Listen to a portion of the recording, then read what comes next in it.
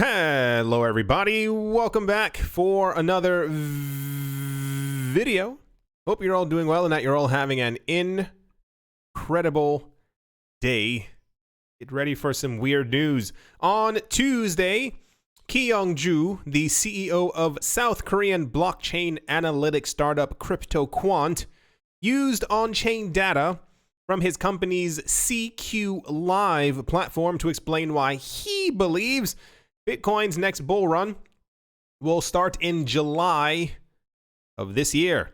Currently, the CQ Live dashboard provides an easy way to look at many on-chain metrics across 9 categories. 6 for Bitcoin, they are Bitcoin exchange flows, the Bitcoin risk indicator, Bitcoin network data, Bitcoin miner flows, Bitcoin inter-entity flows, and Bitcoin market data. There's only one for Ethereum, that is Ethereum exchange flows. And there are some for stablecoins as well. In a Twitter thread on Tuesday, the CryptoQuant CEO focused on one of the metrics in the Bitcoin exchange flows category. The metrics in this category provide a way to track money moving in and out of Bitcoin markets. CryptoQuant uses data from the following exchanges: BitMEX, Binance, Huobi, Bitfinex, Kraken, Coinbase, Poloniex. As CryptoQuant has explained several times in the past, total BTC inflows into all wallets owned by crypto exchanges tends to decrease when the price of Bitcoin is going up, and vice versa.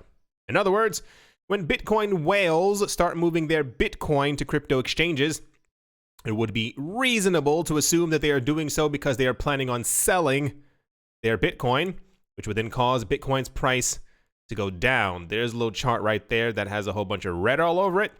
The CryptoQuant CEO used the metric Bitcoin average exchange withdrawals, which is the 7-day moving average of the mean outflows from all exchanges, to look at bull markets in 2018, 2019, and show that in both cases, the start of these bull markets was preceded 4 months earlier by this metric reaching a year high value. There's a little chart right there. He argues that if you accept that this correlation exists, then you look at the data from this year, you see that the 7-day average outflows reached a year high on the 18th of March, which means that Bitcoin's next major bull run could start around mid-July.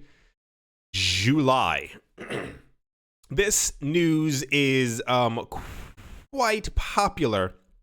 There are, and it's not just this guy who's saying so, we are currently in a situation where a lot of people are looking exclusively at July as the next time when the potential mega bull run will begin. And that's the insane bull run that kind of goes completely straight up over the course of a couple of months.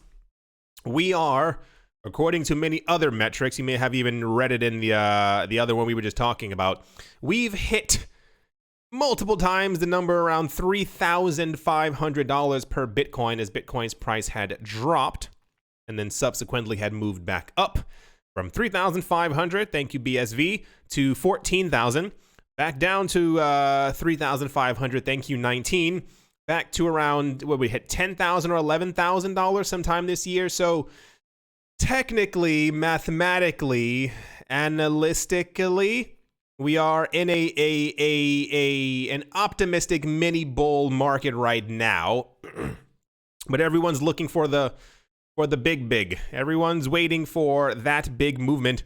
It says Bitcoin has entered crucial zone that preceded 8,000% bull run, according to cryptocurrency strategist Plan B. Stock to flow model suggesting Bitcoin is underbought, indicating a bull run. This news is circulating quite rapidly as many people are looking at the charts and trying to figure out when this bull market is going to begin.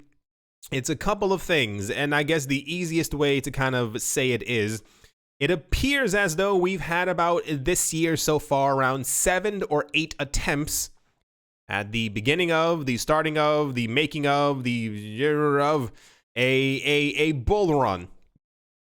Many of those attempts were struck down by the controversial situations that happened with Coinbase and BitMEX.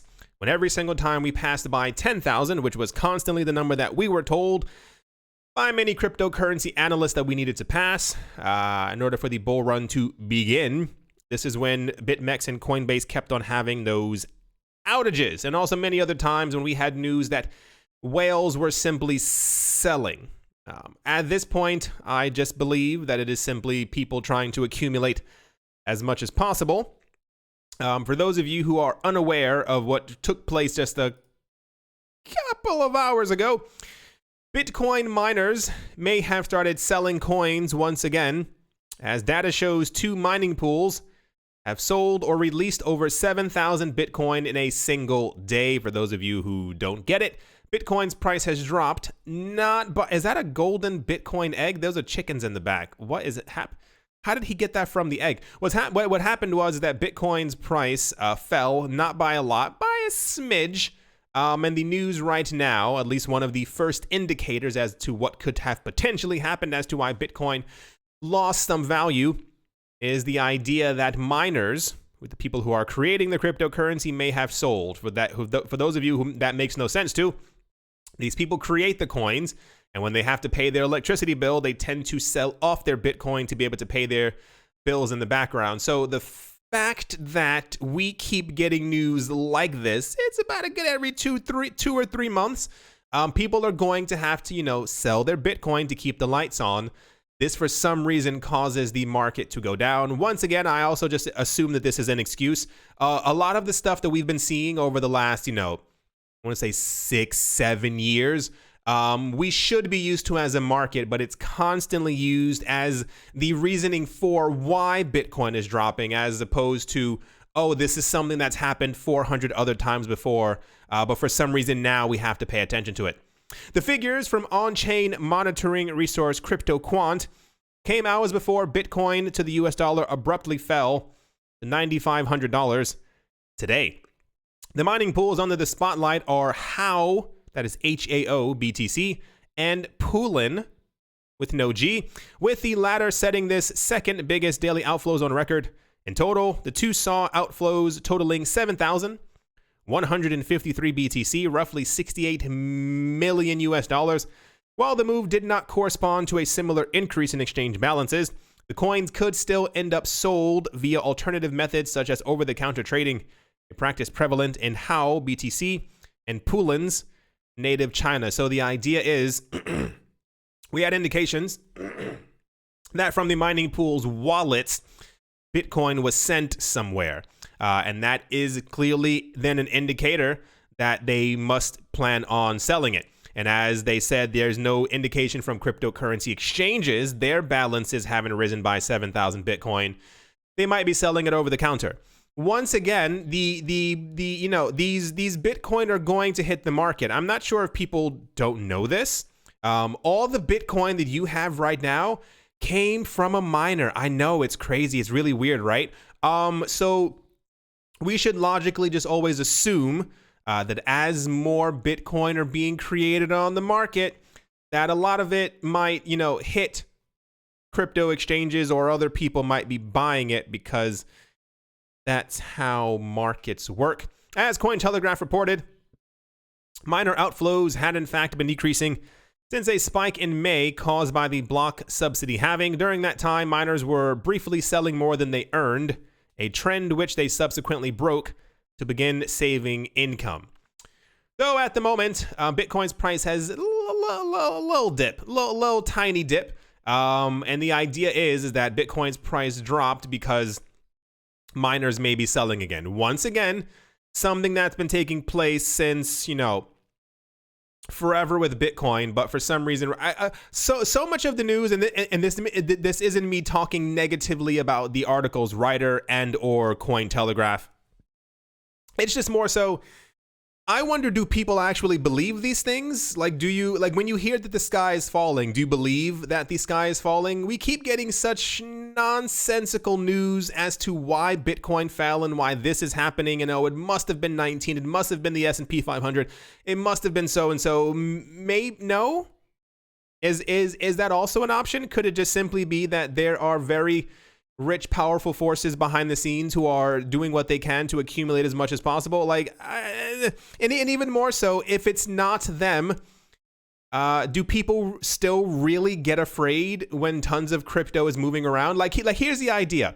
Like, remember before where there were people who were sending your 8,000 Bitcoin or blah, blah, blah Bitcoin to Coinbase or to so-and-so, and then the market drops because the idea is that these people plan on selling and therefore the price must go down. Do you assume that people are never going to sell their Bitcoin? Do you assume that there are going to be crypto investors who are like, nope, I'm holding on to my Cardano and Tron until the end of infinity? Of course, I'm not sure how the market hasn't priced it in, how the market hasn't so-and-so, or even more so a lot of times why the market just simply doesn't absorb the fact that people are going to sell. Like, we know that people are going to sell. I'll tell you right now, I have a couple of friends, and we've discussed before, if Bitcoin hits 50,000, if Bitcoin hits 100,000, that BTC is being sold immediately. Anyway, yeah, it's so many illogical things that happen within the crypto market that I sit there sometime and I'm like, that caused the market to drop. Like, we've had situations before where people have moved their Bitcoin from one account to another, not even to an exchange, and prices have fallen, which I also assume as well is just another excuse. It's really weird that people keep falling for these things over and over. Anyway, that's that news. And let's move on. Next up, Spain is reportedly set to approve new measures to modify its money laundering legislation to comply with the European Union's fifth money laundering directive, or the AMLD5. The implementation of the AMLD5 has already forced several crypto communities to shut down in a few European countries, and now Spain is looking to enforce the same regulation.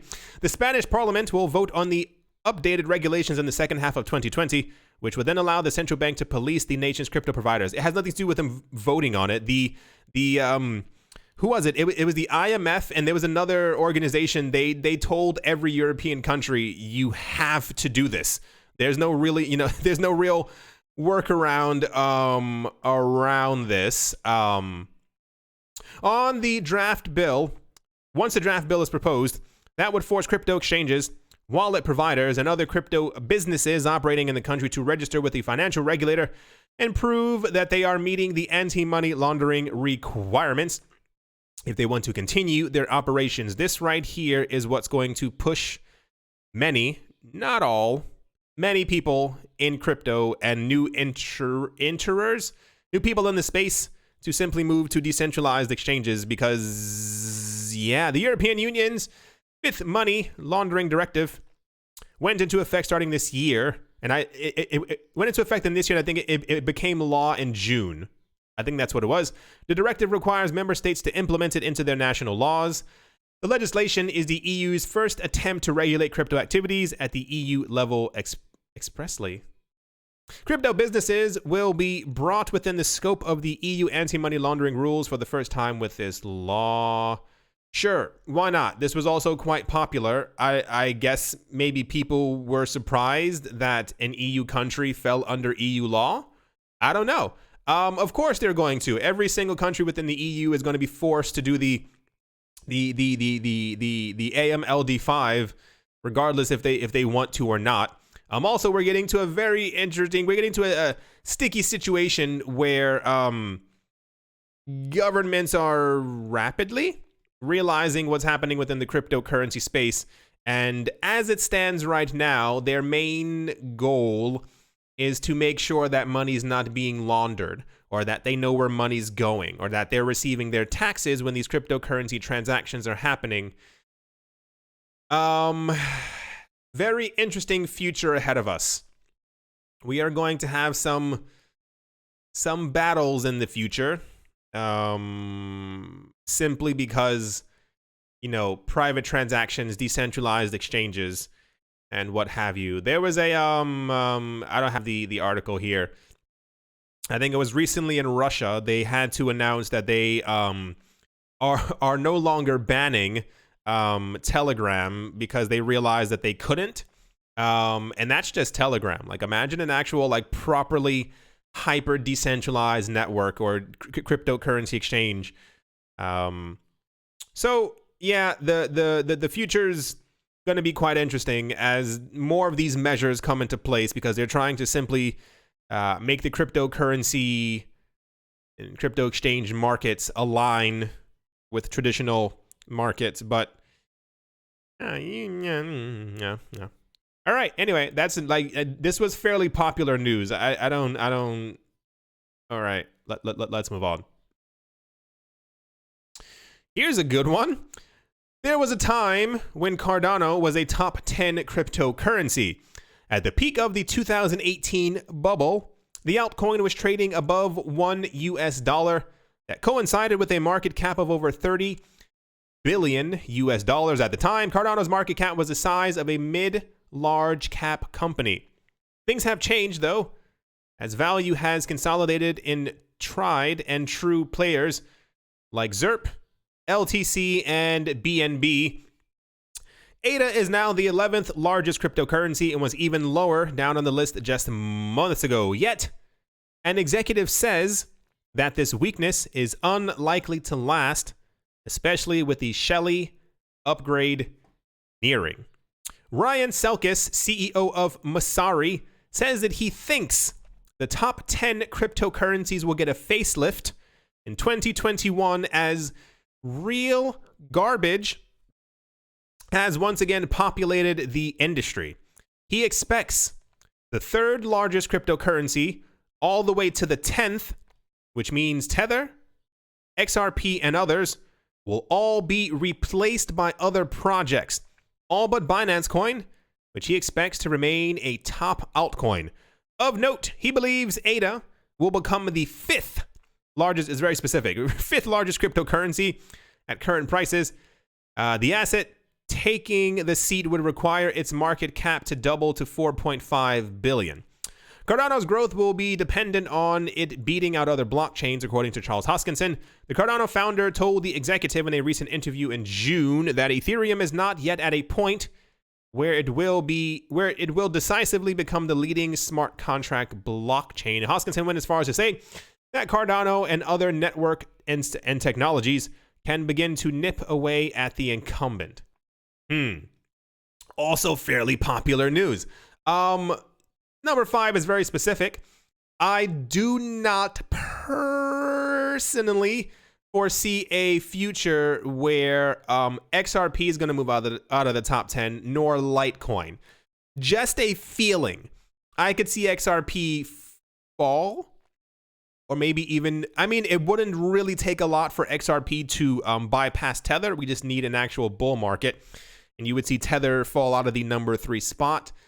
Litecoin, I think, is also not, I don't really know. Anyway, the point is, there's if you didn't get the hint, there's an enormous amount of hype right now around Cardano. A lot of people are expecting ADA's price to rapidly go up, and this to continue over the course of the rest of this year and also into 2021 as well. Apparently, there are many big things planned for Cardano, and many new upgrades and many new this, and potentially maybe new partnerships will also be there as well. Yeah, I definitely, I'll tell you, I still foresee Cardano passing by $1, but I've been discussing with other crypto investors of who I know, and we've been trying to gauge exactly how high Cardano could go. I keep seeing the number, I keep seeing within the Cardano sphere, the $10 amount being thrown around. I think $3 is fairly likely. I don't know how likely. I mean, I think $1 is the most likely for Cardano, in the, bull movement of all of it. However, we're also getting a huge amount of, I'm pretty sure you've noticed it as well, a large amount of people are, and this is once again, this is the echo of 2017. A lot of people are now announcing which coins they think are the best, the most popular, which coins are going to move into the top 10, and also which coins are going to currently displace coins that are within the top 10. If you were not here in 2015, 16, and 17, and I guess the smidge beginning of 2018, this is not the first time that people have made these assumptions. But I mean, it'll be fascinating to see either way. I do believe that there are a number of coins within the top 10 that should not be there. But we'll see. I think it's fairly likely that Cardano will move back into the top 10. Top 5, it would be kind of weird if Cardano moves to the top 3 or top 4. I think that'd be a very interesting moment, but a lot of people believe that it will. A lot of people I've seen in the comment section talking about that the moment staking is going to happen on Shelly, they are going to be there. Yeah. Anyway, that's the Cardano prediction, if you will. And let's move on. Next up, this is also news where the words Chris Bernisky, the co-founder of a leading New York venture firm Placeholder, said cryptocurrency author, who has openly advocated for Bitcoin time and time again, has recently taken to Twitter to appeal with its founders on a possible debut of an Ethereum emoji. Bernisky took to Twitter earlier today to make a recent request directed at Jack Dorsey, the founder of Twitter, to add an Ethereum symbol emoji, just like he did with Bitcoin. Bernisky, who believes that Ethereum could potentially create as much utility to the leading social networking service, op-ined that Ethereum is the only other cryptocurrency, alongside Bitcoin, that deserves to earn a logo without paying fees. Here's the tweet right here.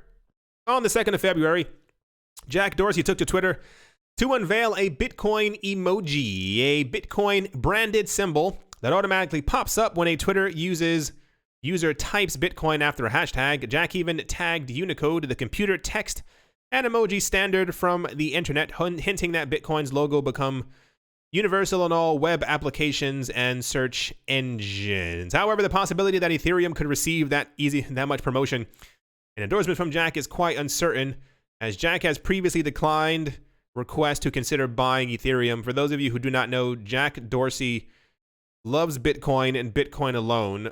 I don't really feel like we or anyone needs an emoji to, like, I feel like that's not going to really push, like, Ethereum's not going to go to $3,000 because it has an emoji. I don't think Ethereum or XRP having an X or whatever the XRP symbol is, or BSV having a dragon on Twitter is going to cause much difference. Like most times people see the things anyway and they're like, what is that?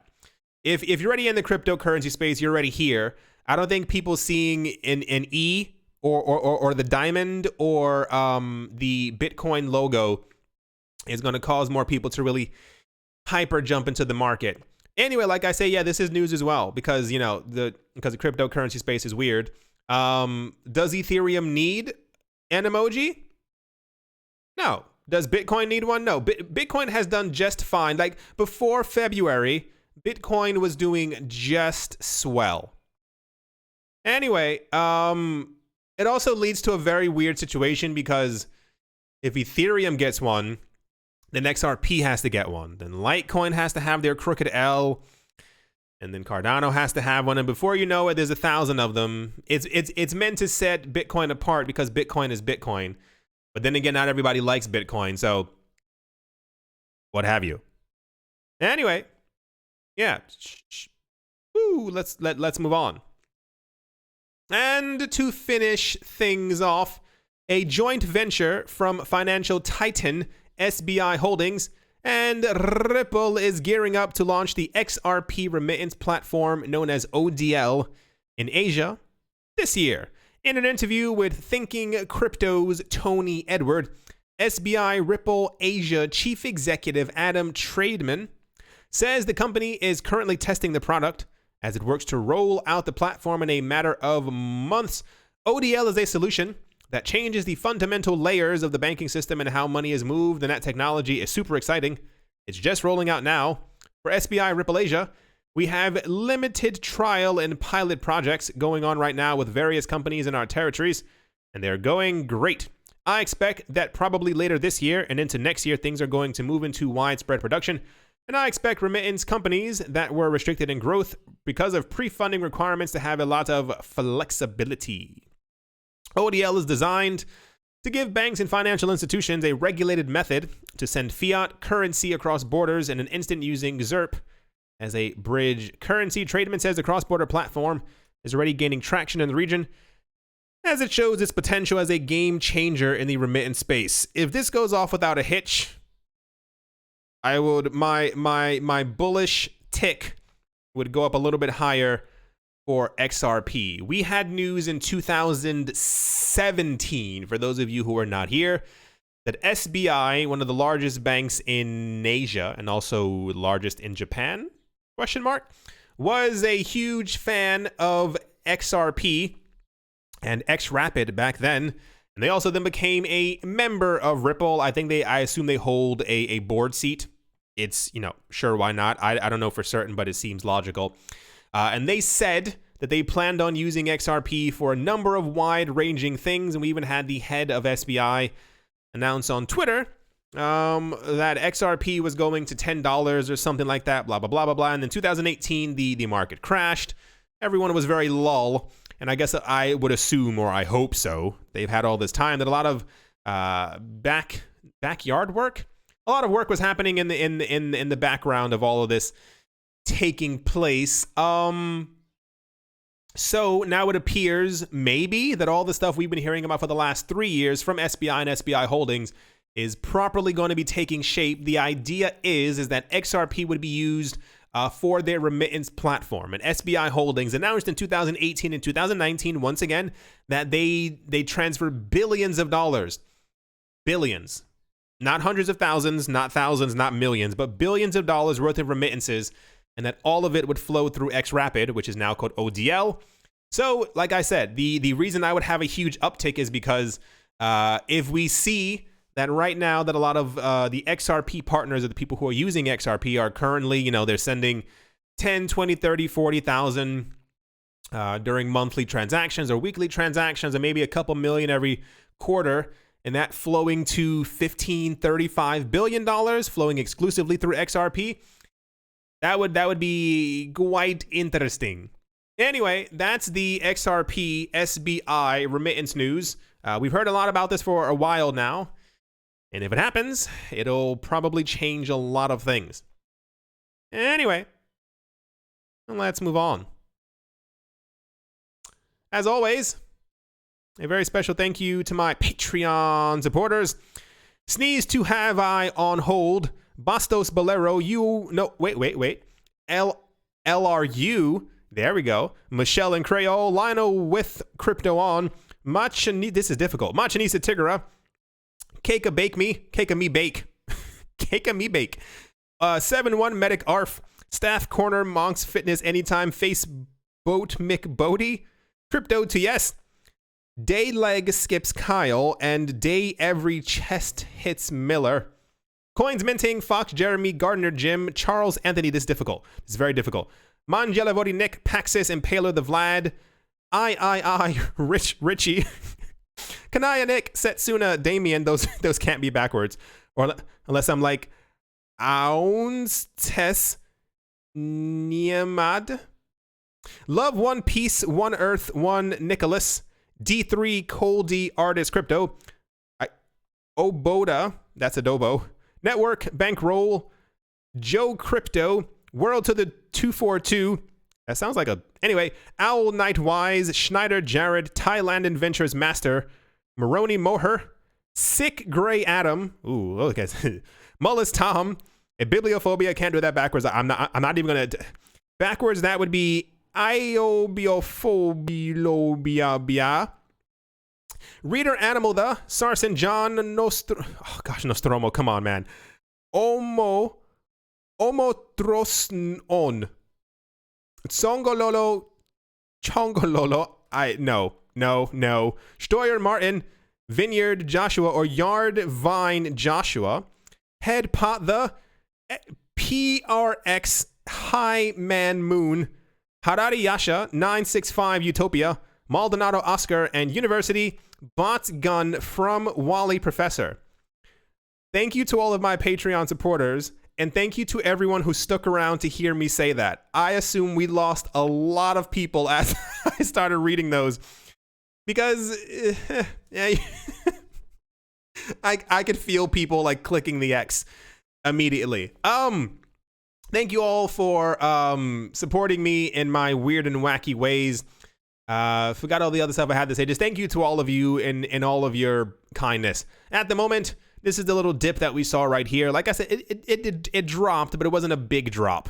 It was 0.71%. It could have been a lot worse. This looks like a 15% drop. So dramatic, this graph. Yeah, everything else took a hit as well. Sure, why not? Because we know at the same exact time, tons of XRP was moving to exchanges, tons of Ether was moving.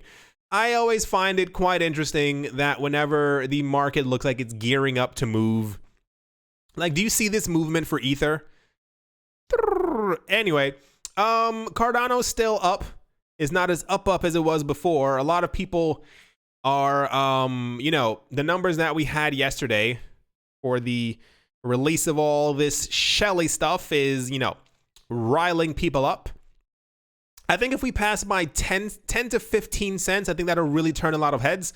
I think that'll be the moment where people are like, oh gosh, I wish I had gotten it earlier. Let me get it now. I don't see a reason why Cardano hit $1.30 before. That was in 2017. I assume $1.50 is definitely going to be there. I have high hopes. Compound has finally fallen. Fallen by 20%. I was wondering how long that was going to last for, because, you know, Compound. Nothing else too insane. I mean, Algor dropped by 7%, but Algor wasn't really in the news in the first place, so that was... and also Lend is also up as well. Once again, question mark. I do hope you all enjoyed. I do hope you all are have had, continue to have, or maybe thinking about having a good day, a good afternoon, a good evening, wherever you are, wherever you might be. I do hope it's absolutely fantastic. I believed many months ago, I think even if we hadn't had the excuse of 19, not that 19, you know, was an excuse, it's more so I think markets dropped because people were like, oh no, our market dropped as well. Oh no. Well, too bad. I think we'd be in a very different spot price-wise. But I also think as well, we may have also fallen into the same price manipulation trap, because it's, listen, if you don't, I mean, you've seen the other videos. There are very rich people trying to get as much as humanly possible. I'm not going to even go over the numbers with you because it would just take up too much time, but... even for things like Cardano and Ether, all the numbers that we've been getting, like it wasn't news we had like an $8,000 to $9,000 Ether. People are doing what they can to accumulate, but that's just how money goes. Thank you all once again. What's wrong with my voice? Thank you all. There we go. Once again for watching and or listening, and I will most certainly be talking to you all soon. See you.